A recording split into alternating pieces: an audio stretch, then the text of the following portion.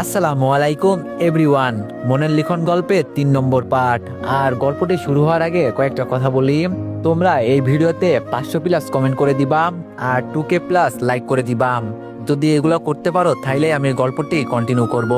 তো চলো বেশি কথা না কইয়া গল্প শুরু করা যাক। আম্মু বলল, আমি বলি কি রিয়াকে এখানে একটা ভালো স্কুল দেখে ভর্তি করিয়ে দিই। তুই কি বলিস, কাজের পাশাপাশি পড়ালেখা করবে? আম্মুর কথা শুনে রিয়া বলল, না আমি কোনো পড়ালেখা করব না, আমি এখানে আসছি কাজ করার জন্য, শুধু কাজ করব। আমার বাবা বলেছেন যেটার জন্য আমি এখানে আসছি সেটাই যেন করি। আর পড়াশোনা করলে কি হবে, শেষমেশ তো স্বামীর বাড়িতে থালা বাসন আর বাচ্চা নিয়ে পড়ে থাকতে হবে, এটাই মেয়েদের জীবন। আম্মু রিয়াকে ধমক দিয়ে বলল, এত বেশি বোঝো কেন? আমরা কথা বলছি না, তুমি চুপ করো। আম্মু আবার বলল, বাবা আমি কি বললাম তোর কানে গিয়েছে তো? আমি বললাম, ঠিক আছে আম্মু, ওকে আমি কালকে স্কুলে নিয়ে ভর্তি করিয়ে দিব। এখন আমার ভার্সিটিতে যেতে হবে। আমি গেলাম আম্মু। বাসা থেকে বের হয়ে আগে সবার সাথে দেখা করলাম, পরে সবাই মিলে একসাথে ভার্সিটিতে যেতে লাগলাম। ভার্সিটির গেট দিয়ে ঢুকতে ঢুকতে সুমন বলল, দীপু আমাদের সবার পক্ষ থেকে তোরে একটা ট্রিট দেওয়া হবে যদি তুই সেই দিনের মেয়েটাকে আবার র্যাগিং করতে পারিস, আর যদি ওকে পটাতে পারিস তো তুই যা বলবি আমরা সবাই তাই করব। আমি বললাম, আচ্ছা ঠিক আছে যা, তোদের কথাই রইল, কিন্তু এগুলো মনে রাখিস, ভুলে যাবি না আবার দেখিস। সবাই বলল, আমরা তাহলে দূরে দাঁড়িয়ে সবকিছু দেখছি, তুই তোর কাজ কর। আমি বললাম, কিন্তু আমার সাথে একজন থাকলে বেশ ভালো হতো। কেউ আর না দাঁড়িয়ে বলল, তোর কাজ তুই একা কর, তবে মামা তুই আজকে ক্লাসে গেলে বুঝতে পারবি এই মেয়ে কি জিনিস, যা করিস একটু সাবধানে করবি, ঠিক আছে? এই কথা বলে সবাই দূরে চলে গেল। বুঝলাম না ওরা কি সবাই মেয়েটাকে ভয় পায় নাকি কি জানি। আমি দাঁড়িয়ে আছি, হঠাৎ দেখি মেয়েটা গেটের ভিতর দিয়ে ঢুকছে। আমার সামনে আসতে আমি বললাম, এই রূপালী একটু দাঁড়াও তো। আর সেই দিন আমার কথা না মেনে চলে গেলে কেন? মেয়েটা আমার দিকে চোখ লাল করে তাকিয়ে বলল, তুই চিনিস আমি কে? আমি বললাম, ওমা আমি খুব ভয় পেয়েছি আপনার রাগী চেহারা দেখে, এমন এক থাপ্পড় দিব বাপদাদার নাম সহ সবকিছু ভুলে যাবি। মেয়েটি বলল, তুই আজকে ক্লাসে আয়, পরে তোরে দেখাচ্ছি আমি কি জিনিস। আমি বললাম, এই মেয়ে শোন, আমার সামনে এভাবে কথা বললে আমি কি করব জানিস তো? কালকে একটা চট দিয়েছিলাম মনে আছে? এখন যদি বেশি কিছু করিস তাহলে সরাসরি লিপ কিস করব, পরে কেউ তোরে বিয়ে করবে না। মেয়েটা আমার কথা শুনে এক মুহূর্ত দাঁড়ালো না। মেয়েটা যেতেই আমার বন্ধুগুলো এসে বলল, মামা কি খবর, তুই কি এমন বললি যে রাগে চলে গেল? আমি হাসতে হাসতে বললাম, বলছি যদি আমার সাথে লাগতে আসে তাহলে সরাসরি আমি লিপ কিস করে দিব। আর এটা শুনেই ও চলে গেছে। আহা কি ভয়টাই না পেল। আমার কথা শুনে সুমন বলল, মামা তুই তো আজকে শেষ, মনে হয় না যে আজকের পর থেকে আমরা দেখা করতে পারবো। আমি বললাম, ধুর তোরা এইসব কি উল্টাপাল্টা কথা বলিস, চল তো এখন ক্লাসে যাই। ক্লাসে গিয়ে বসে সবাই আড্ডা দিচ্ছি, তখন আবার সেই মেয়েটা এলো। আমি মনে মনে বললাম, এতদিন যাকে জুনিয়র বলে র্যাগিং করেছি সে তাহলে আমাদের ক্লাসের, কিন্তু বড় কথা হলো মেয়েটা ক্লাসে আসার পর সবাই চুপ হয়ে গেল কেন? আমি মেয়েটাকে ডাক দিয়ে বললাম, হেই সবাই কেমন আছেন? আপনারা তো আমার ফেসবুকে নানা ধরনের গল্প শুনে অভ্যস্ত, কিন্তু আজকে আপনাদের জন্য আরো বড় একটা চ্যালেঞ্জ। চলে আসুন আমার ইউটিউব চ্যানেলে, যেখানে আমি করি দারুণ সব মুভি এক্সপ্লেন গল্প। এখানকার গল্পগুলো শুধু মজার না, অনেক ইন্টারেস্টিং, অনেক রহস্যে ভরা, আর আপনাদের জন্যই বানানো। তাই দেরি নয়, লিংকে ক্লিক করে আমার ইউটিউব চ্যানেলে ঢুকে গল্পগুলো দেখে আসেন। ভালো লাগলে সাবস্ক্রাইব করে পাশে থাকবেন। আর প্লিজ ভিডিওগুলো কেমন লাগলো কমেন্টে জানাতে ভুলবেন না। আপনাদের কমেন্টেই আমাকে আরো ভালো গল্প বানাতে সাহায্য করে। আর হ্যাঁ, আপনারা যারা আমাকে ফেসবুকে কমেন্ট করে রিপ্লাই পান না, তাদের জন্যই বলছি, আপনারা আমার ইউটিউব চ্যানেলে যান, ভিডিওগুলো কেমন হচ্ছে জানান, এবং আমার ইউটিউব চ্যানেলেই আমাকে কমেন্ট করে জানান আপনাদের মতামত। আমি আমার ইউটিউব চ্যানেলে সকলকেই রিপ্লাই দিব। তাই দেরি না করে চলো তাহলে দেখা হবে ইউটিউবে। এই সুন্দরী এসো, আমার পাশে জায়গা আছে, তোমার পাশে বসে আমি তোমার সাথে লাইন মারি। আমি এই কথাটা বলতেই সবাই আমার দিকে তাকিয়ে আছে। বুঝলাম না আমি কি এমন বলে ফেলেছি যে সবাই আমার দিকে এভাবে তাকিয়ে আছে। সুমন আমাকে আস্তে করে বলল, আরে শালা এটা হলো আমাদের ক্লাসের ম্যাডাম, তুই তো আজকে গেছস মামা। এই রে আজকে আমি শেষ, একটা সাধারণ মেয়ে ভেবে ম্যাডামকে আমি চড় দিয়েছি, আবার যা পারি তাই বলছি। আমার বন্ধুরা সবকিছু জেনেও আমার সাথে এমন করছে। আমি সুমনের দিকে চোখ ঘুরিয়ে তাকিয়ে বললাম, তুই সব জানতি না, সব জেনেও আমাকে কেন বিপদে ফেললি? শালা তোরে তো আমি আমি ক্লাস থেকে বের হই, পরে তোদের সবাইকে আমি দেখছি, সবকিছু জেনেও তোরা আমার সাথে এমনটা করতে পারলি? তোদের কি আমার জন্য একটুও মায়া হয় নাই? সুমন দাঁত বের করে হাসি দিয়ে বলল, কালকে তোর সাথে থাকার কারণে ম্যাডাম আমাদের অবস্থা খারাপ করে দিয়েছে, আমরা সবাই শাস্তি পেয়েছি, তাহলে তুই বাকি থাকবি কেন? আমি বললাম, হালা আগে ক্লাস থেকে বের হই না, পরে দেখছি।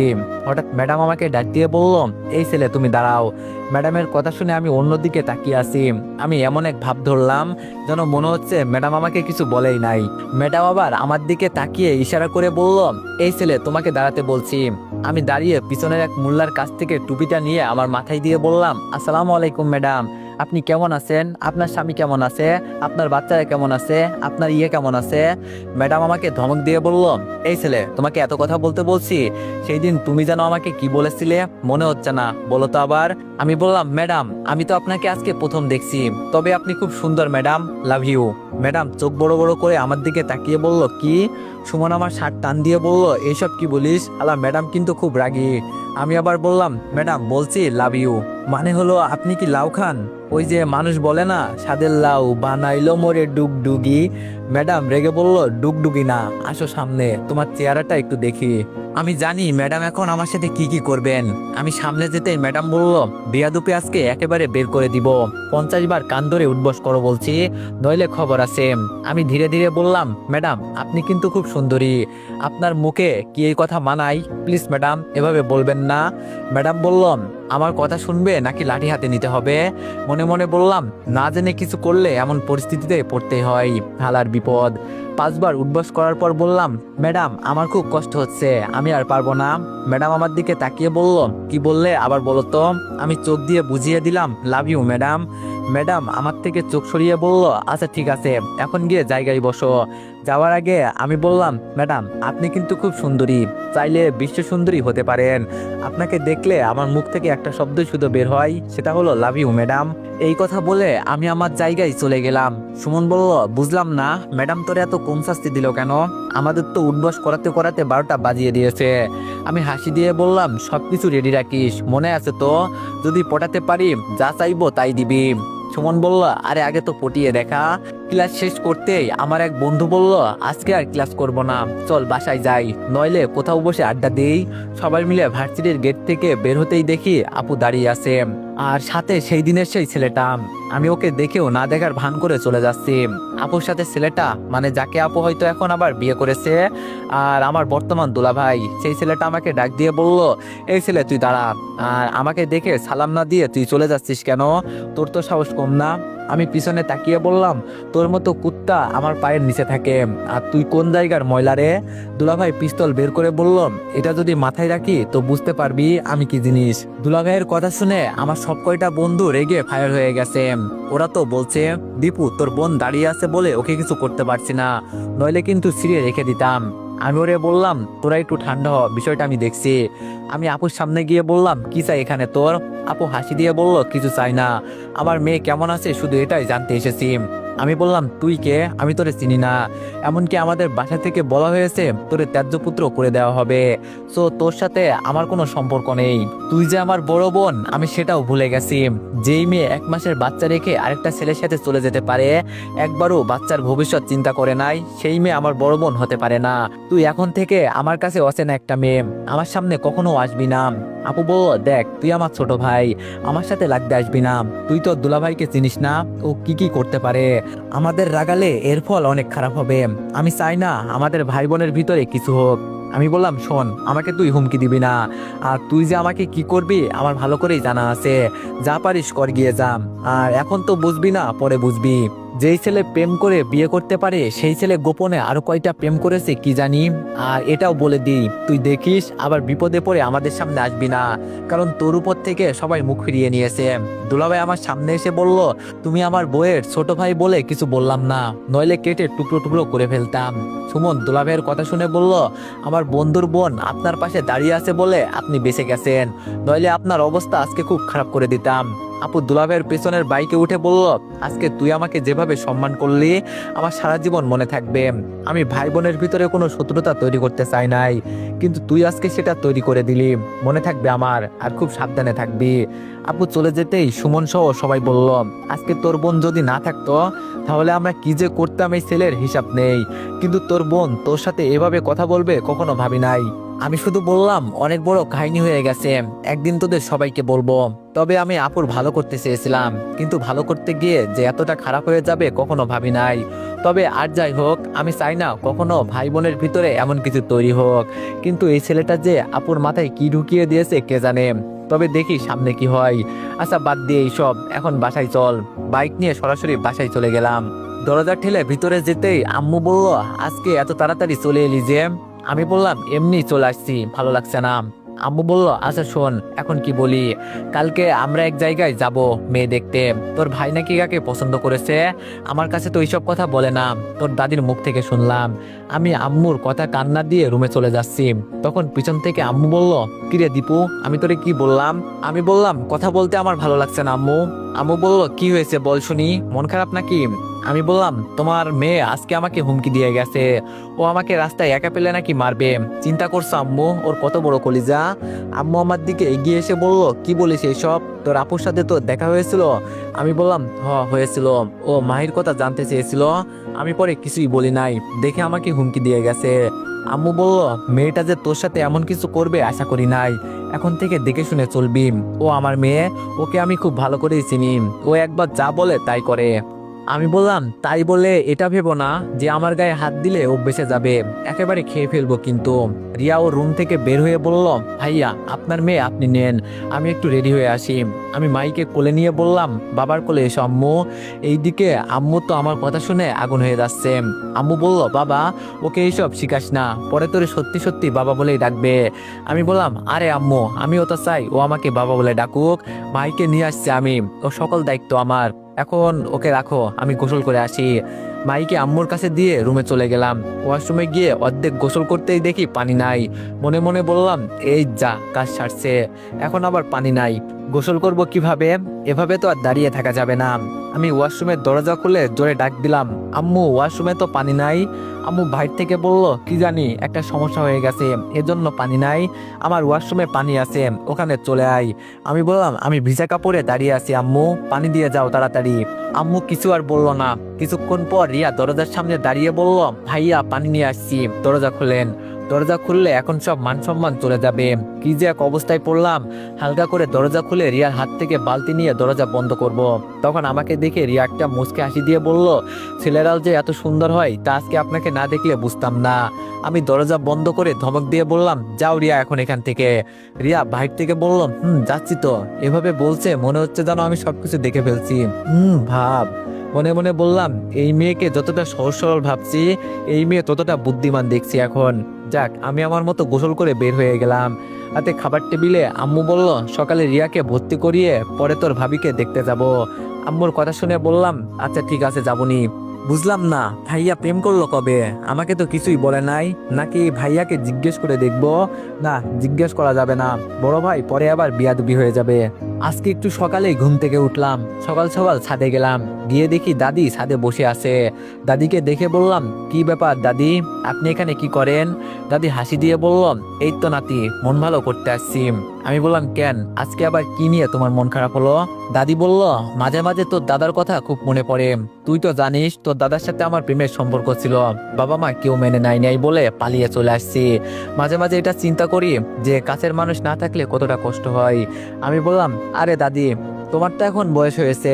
দাদি বলল, বয়স হলে কি আর প্রেম চলে যায় নাতি? শরীর বুড়ো হয়ে যায়, কিন্তু মন তো আর বুড়ো হয় না। বাঁচার মতো বাঁচবো, তবে সেটা তোমার সাথে। এটাই বলতো সবসময় তোর দাদা। দাদি নাতি মিলে কি যুক্তি করেন এত সকাল সকাল? রিয়াকে দেখে আমি বললাম, তোমাকে মারার যুক্তি করি। রিয়াকে দেখে দাদি হাসি দিয়ে বলল, রিয়া আমাকে একটু ধরে নিচে দিয়ে আসতো। নাতি তুই থাক, আমি গেলাম। রিয়া দাদির কথা শুনে বলল, আসুন দাদি। রিয়া দাদিকে নিয়ে নিচে চলে গেল।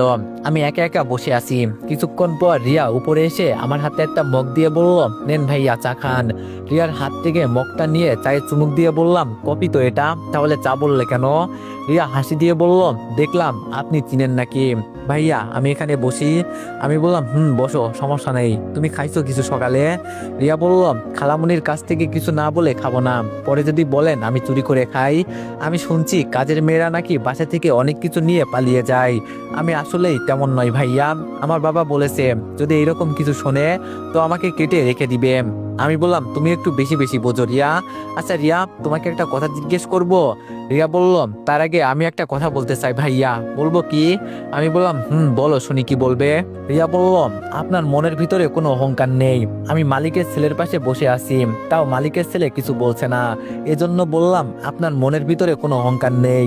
আমি বললাম, ধুর, এসব ফালতু কথা তোমাকে কে বলছে? রিয়া বলল, আচ্ছা ভাইয়া, আমার ভাবি দেখতে কতটা সুন্দর? আমি বললাম, ভাবি এখনো হয় নাই, আমি একা মানুষ, একাই ভালো লাগে। রিয়া বলল, দেখেন, মিথ্যা কথা কিন্তু বলবেন না ভাইয়া, আমি জানি আপনার ইয়ে আছে। আমি বললাম, ইয়েটা আবার কি?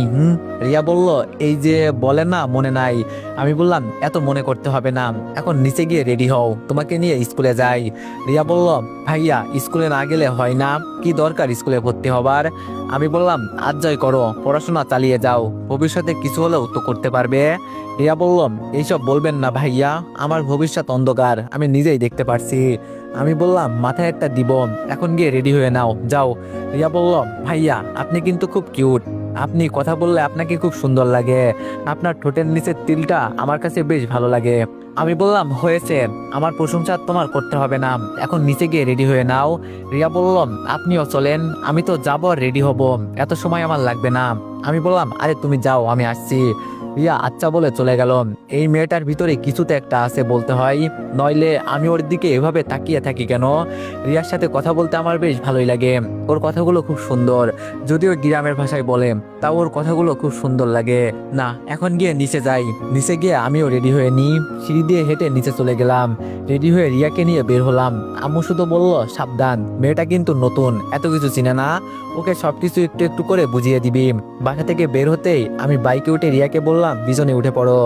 রিয়া উল্টো আমাকে বলল, এখান থেকে স্কুল কতটুকু দূরে, যেতে কয় মিনিট সময় লাগবে ভাইয়া? আমি বললাম, বাইক দিয়ে গেলে 5 মিনিট, হেঁটে গেলে 15 মিনিট। রিয়া বলল, তাহলে বাইক থাক, চলেন না আমরা আজকে একটু হেঁটে হেঁটে যাই। আমি বললাম, কি বলো, এখন হেঁটে যাব আমি? রিয়া বলল, আরে চলেন না ভাইয়া, হেঁটে গেলে কিছু হবে না, আসার সময় রিক্সা করে চলে আসবো, প্লিজ ভাইয়া চলেন। এই মেয়েকে নিয়ে কি এক জ্বালায় পড়লাম, এখন আবার হেঁটে হেঁটে যেতে হবে।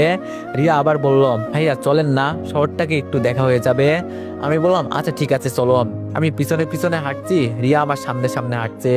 কিছুটা দূরে যেতেই দেখি সেই দিনের ম্যাডাম দাঁড়িয়ে আছে। মনে মনে বললাম, উনি কেন আবার এখানে দাঁড়িয়ে আছে, নাকি গাড়ির জন্য দাঁড়িয়ে আছে? ম্যাডামের সামনে যেতেই আমাকে ডাক দিয়ে বলল, দিবু শোনো। আমি ম্যাডামের সামনে গিয়ে বললাম, জি ম্যাডাম বলেন। আমার পিছনে রিয়াও দাঁড়িয়ে আছে। ম্যাডাম বলল, আজকে কি ভার্সিটিতে যাবে না? আমি বললাম, না ম্যাডাম, আজকে একটু স্কুলে যাব। রিয়াকে দেখিয়ে বললাম, ওকে ভর্তি করাতে হবে। ম্যাডাম বলল, মেয়েটা তোমার কি হয়? আমি বললাম, কি হয় এটা আপনাকে বলা যাবে না। আর এখানে দাঁড়িয়ে আছেন কেন? সময় তো চলে যাচ্ছে ম্যাডাম। ম্যাডাম বলল, চলে তো যাব, দূরে তোমাকে দেখলাম এজন্য একটু দাঁড়ালাম। আমি বললাম, আপনার নামটাই তো এখনো জানা হলো না ম্যাডাম। ম্যাডাম বলল, রাস্তায় দাঁড়িয়ে কেউ কি নাম জিজ্ঞেস করে? আমি বললাম, কেউ না করলে আমি করি, বুঝলেন? তবে ম্যাডাম, আজকে কিন্তু আপনাকে সেই লাগছে, আমি আপনাকে দেখে ক্রাশ খেয়েছি বলতে পারেন। ম্যাডাম বলল, আবার বিয়াদবি শুরু করলে? আমি বললাম, বিয়াদবি মাফ করবেন ম্যাডাম, আর শোনেন, লাভ ইউ কিন্তু। ম্যাডাম হয়েছেন তো কি হয়েছে, তাও আপনাকে আমি পছন্দ করি। এখন আমি গেলাম, থাকেন আপনি। কিছুটা দূরে গিয়ে ম্যাডামের দিকে তাকালাম, দূর থেকে দেখতে পাচ্ছি উনি একা একা হাসছে। মনে মনে বললাম, কে জানি বলছিল ম্যাডামকে পটাতে পারবো না। বড় কথা হলো মেয়ে পড়বে ঠিক আছে, তবে মেয়ের সামনে গিয়ে মনের কথা বলতে হবে, তবেই না মেয়ে পড়বে। আর যদি অন্য কাউকে দিয়ে প্রেমের প্রস্তাব দেওয়া হয়, তাহলে ও আগে গিয়ে নিজের জন্য করবে, পরে ওর কাজ শেষ হলে আপনাকে ধরিয়ে দিবে, প্রেম করবে, ও টাকা দিবেন আপনি। এজন্য মাঝখানে উকিল দিয়ে কোনো কাজ করানো ভালো না। রিয়া বলল, ভাইয়া এটাই বুঝি আমার ভাবি? আমি বললাম, আরে না, তোমার মাথা খারাপ হয়েছে রিয়া, এই মেয়েকে কি আমি বিয়ে করব বলে তোমার মনে হয়? ও তো আমার কয় বছরের সিনিয়র কে জানে। রিয়া বলল, সিনিয়র মানে তো বড়, তাই না ভাইয়া? আমি বললাম, এটাই। রিয়া বলল, তাহলে আপনি ওকে বিয়ে করবেন না কেন? রিয়া বলল, বন্ধুদের সাথে বাজি ধরছি, যদি ওকে পটাতে পারি, পরে ওদের কাছে যা চাইবো ওরা আমাকে তাই দিবে, এজন্য মেয়েকে পটানো। আর উনি আমাদের ক্লাস টিচার। রিয়া অবাক হয়ে বলল, কি? আমি বললাম, যেটা শুনলে সেটাই। রিয়া বলল, আপনার তো খুব ট্যালেন্ট ভাইয়া, ম্যাডামকে পটিয়ে ফেললেন। আমি বললাম, তো কি মনে হয় আমাকে? রিয়া বলল, তবে ভাইয়া একটা মেয়ের জীবন নষ্ট করে কি লাভ? আপনি ওর সাথে মজা করার জন্য এইসব করছেন, কিন্তু ওই মেয়ে যদি সিরিয়াস হয়ে আপনার সাথে প্রেম করে, আপনি কেন খারাপ ছেলে হতে চান? আমি তো সবসময় বলি আমার ভাইয়া খুব ভালো, এমন করা কিন্তু ঠিক না ভাইয়া। আমি বললাম, আমি তোমার কথা বুঝতে পারছি রিয়া। রিয়া বলল, ভাইয়া আমি আপনাদের বাসায় কাজ করি, আবার আপনি আমাকে স্কুলে ভর্তি করাচ্ছেন, আপনাদের ঋণ আমি কিভাবে শোধ করব বলেন, তারপর আপনাকে আমি কি সব বলছি। যদি আমার ভুল হয়ে থাকে মাফ করবেন ভাইয়া, আমি তো এত কিছু বুঝি না, কি বলতে কি বলে ফেলি নিজেও জানি না, তবে যেটা ভালো সেটাই বললাম ভাইয়া, ভুল হলে মাফ করবেন।